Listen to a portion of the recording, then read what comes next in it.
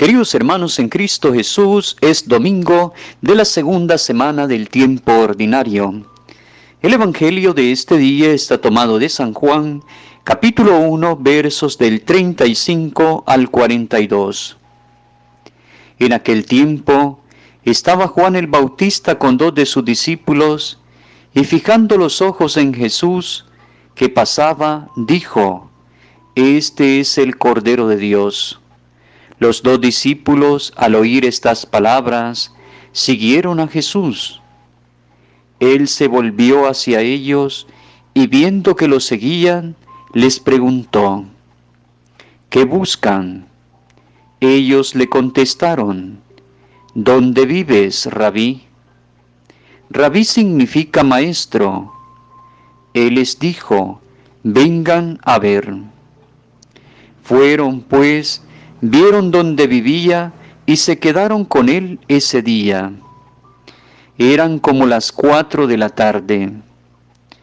Andrés, hermano de Simón Pedro, era uno de los 2 que oyeron lo que Juan el Bautista decía y siguieron a Jesús. El primero a quien encontró Andrés fue a su hermano Simón y le dijo: Hemos encontrado al Mesías, que quiere decir el ungido.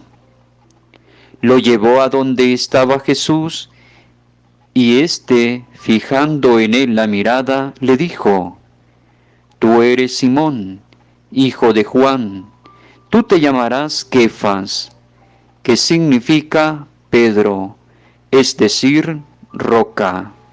Palabra del Señor, gloria y honor a ti, Señor Jesús.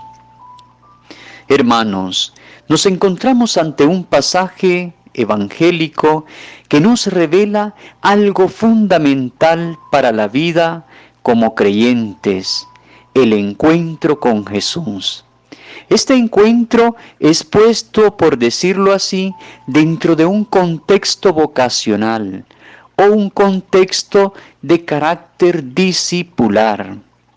El encuentro personal con Jesús afecta la vida de toda la persona e incluso la conciencia más profunda del individuo y cambia su existencia. Algunas veces también cambia el exterior de la persona, es decir, su forma de vestir, sus hábitos, entre otras cosas. Porque el encuentro con Dios nos seduce, nos impresiona, nos interpela y cuestiona nuestra vida, nuestra existencia. Precisamente porque es Dios mismo quien sale a nuestro encuentro, quien sale al lado del camino donde nosotros andamos a diario y nos llama para que participemos de su reino, para que participemos de su vida y de su misión. El texto que hemos escuchado, en donde Jesús llama a sus primeros discípulos, está impregnado de una intención teológica profunda. Es una teología desde el seguimiento. Si contemplamos la figura de Juan el Bautista, es justamente él quien presenta a estos 2 discípulos a Jesús, señalándolo: Este es el Cordero de Dios. La actitud de los discípulos es de búsqueda. La búsqueda es el camino hacia la experiencia de encuentro con Dios. Como manifiesta el Salmo: tengo sed de Dios. Solo cuando se busca podemos encontrarlo, de modo que esta actitud vital de búsqueda y de crecimiento espiritual es propia de la vida cristiana. Y cuando la fidelidad ya ha sido probada, Dios se hace presente desde el misterio siempre imprevisible. Y es ahí donde el creyente percibe su presencia, muchas veces desde el silencio de Dios. Los discípulos se ponen en camino y Jesús, al darse cuenta que los siguen, les pregunta: ¿qué buscan? Ellos preguntan: ¿dónde vives? Y Jesús responde: vengan y verán. La experiencia de la fe se apoya precisamente en una búsqueda que nos impulsa a ponernos tras las huellas de Jesús, en una unión personal con el Señor. Precisamente porque la fe comienza en la experiencia, en la vida de cada día.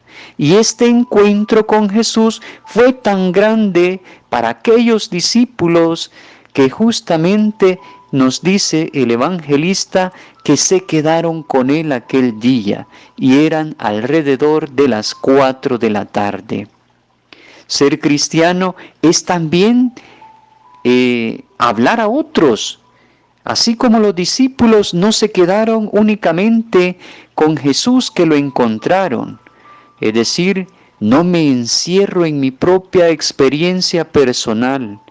Doy a conocer a Jesús a los demás, precisamente porque esa experiencia de encuentro con Dios muchas veces parece como que si se nos escapara del pecho, como un impulso que nos mueve a darlo a conocer.